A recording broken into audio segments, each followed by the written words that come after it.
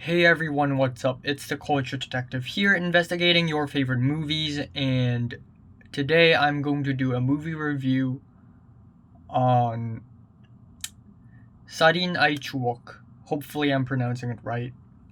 Memories of Murder. Movie written and directed by Bong Joon-Ho. Made in 2003. Or released in 2003. Anyways.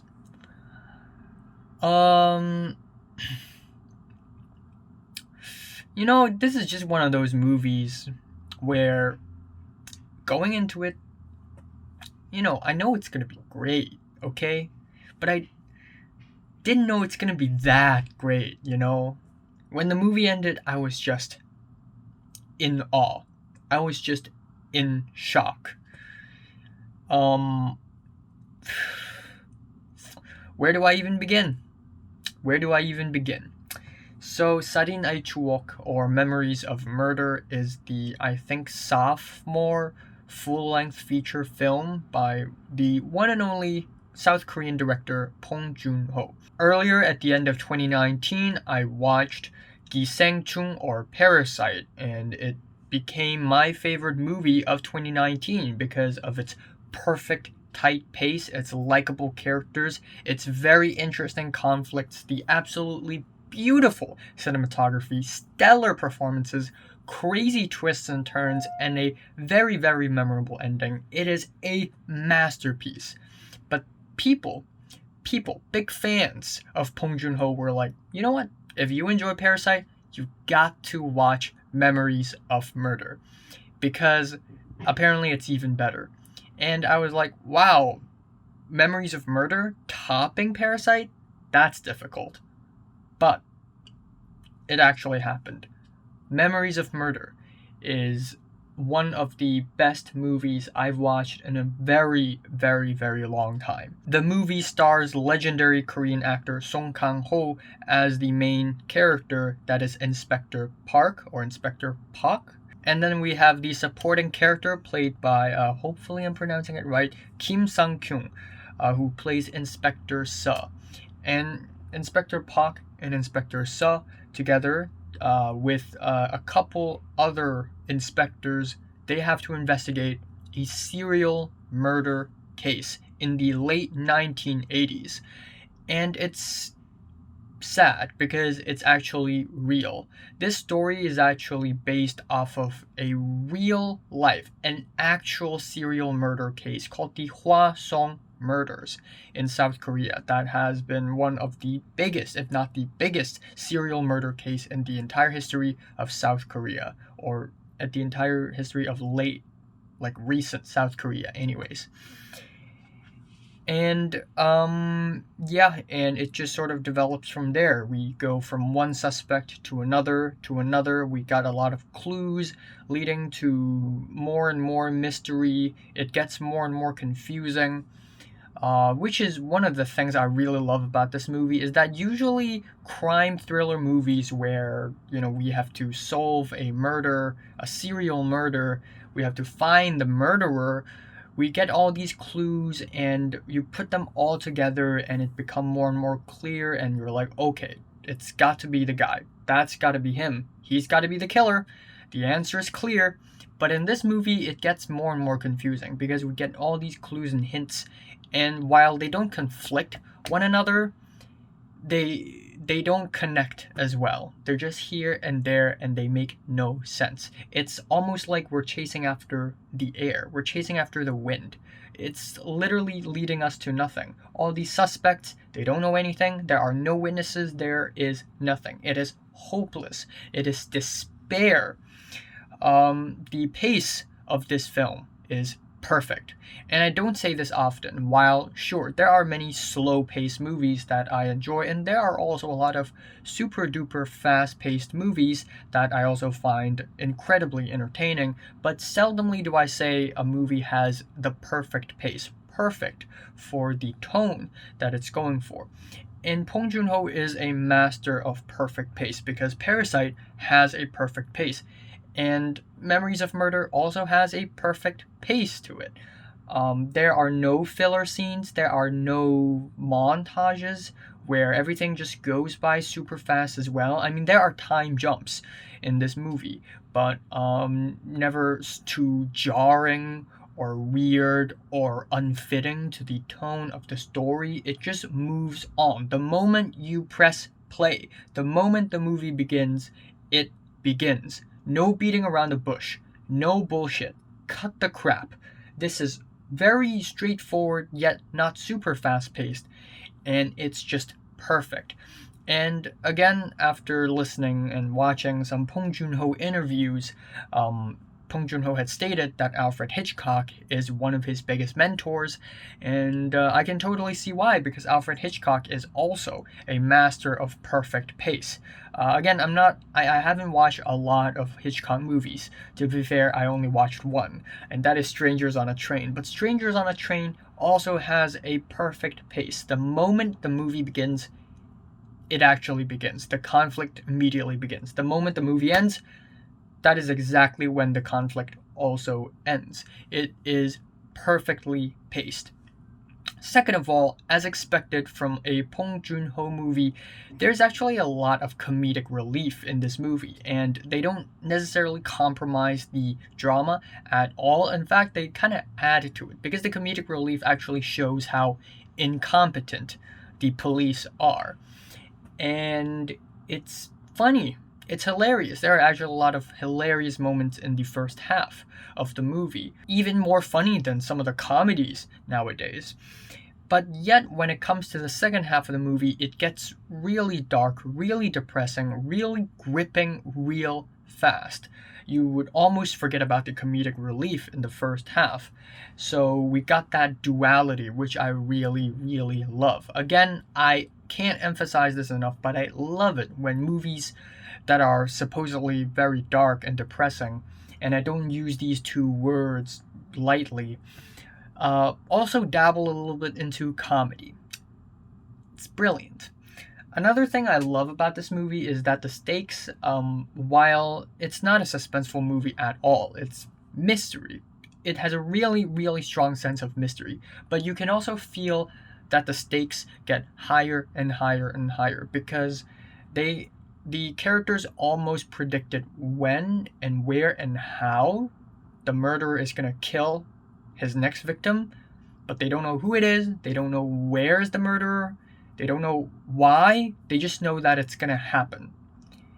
And whenever it happens, the movie steps one step closer to the truth.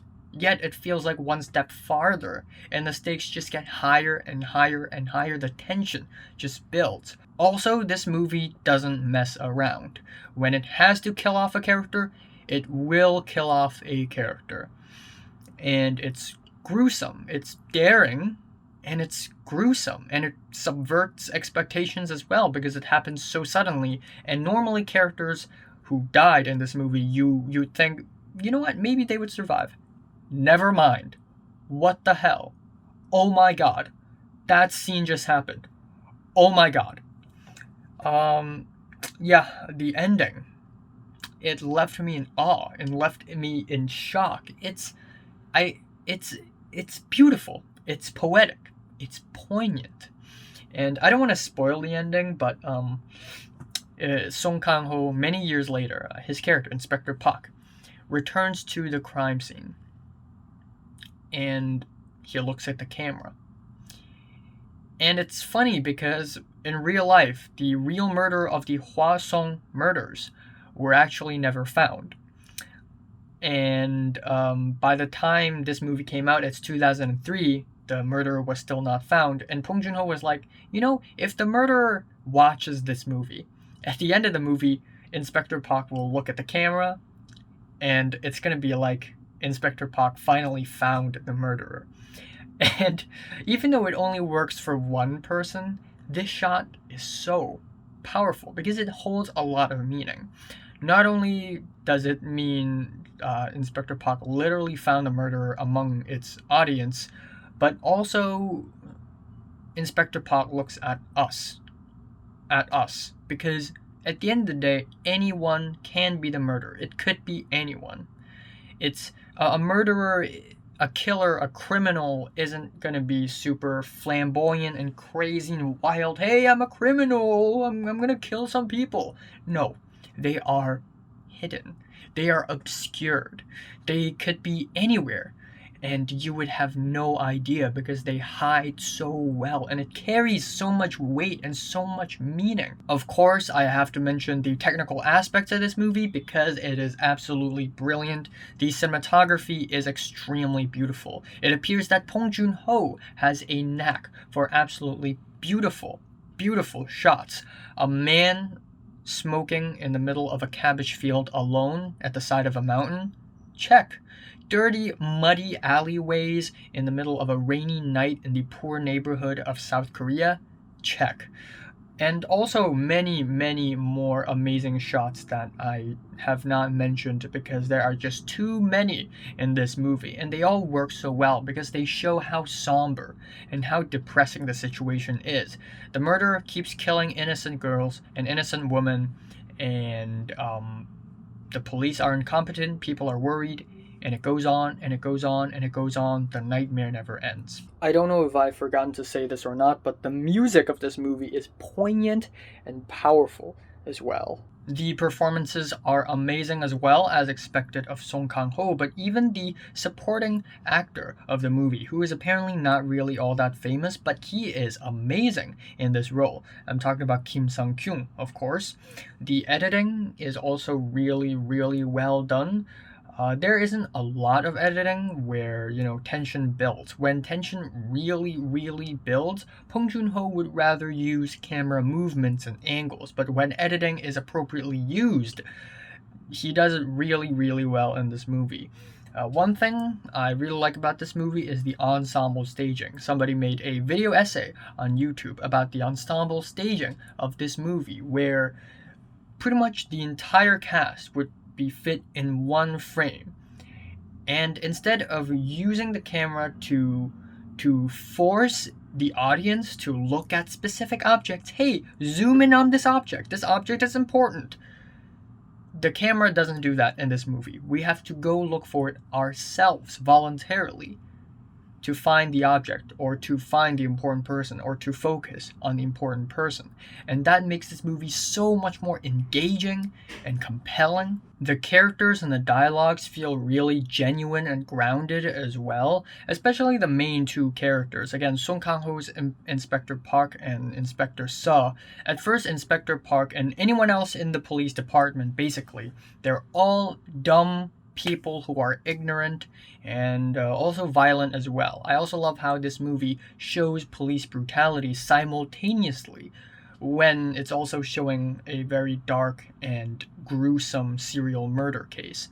And then we have Inspector Suh, who is way smarter, way more resourceful, way more skilled and experienced, who is very against violence, but at the end of the movie, because of the emotional trauma that they had to go through, they almost switch roles. At the end of the movie, Inspector Park is the more calm one because he's just desperate. He's just hopeless at this point. And then Inspector Suh becomes so much more frustrated, and at the end he's just like, you know what, screw logic. Let's just resort to violence, because if we don't use violence, maybe we'll never be able to get him. And the movie even has room for character arc. Holy crap, the sense of mystery in this movie is built so well. The rainy, cloudy atmospheres, the really dim lights, the nighttime scenery. It's just one really atmospherically haunting movie. Plus the plot, it's somber. Again, it's dark, and I don't use this word lightly. All of these innocent women and underage girls as well. I mean, goddamn, it's traumatizing. It really is. There's, again, these characters, like, there are characters that we would bond with in the beginning of the movie, and it's like, no way they're gonna die, and then they do, and it's like, ugh. Once again, Bong Joon-ho reminds me of how powerful cinema can be. And I can't wait to rewatch this movie and also watch other Bong Joon-ho movies because he is a friggin' genius. I am giving Memories of Murder or 살인의추억 a 10 out of 10. Hands down. So, have you watched Memories of Murder? From 1 to 10, how much did you rate it? Like if you like it, and subscribe if you want more, and thanks for watching. Yeah, I want to watch more amazing movies, man. So in February I will watch Suspiria by Dario Argento.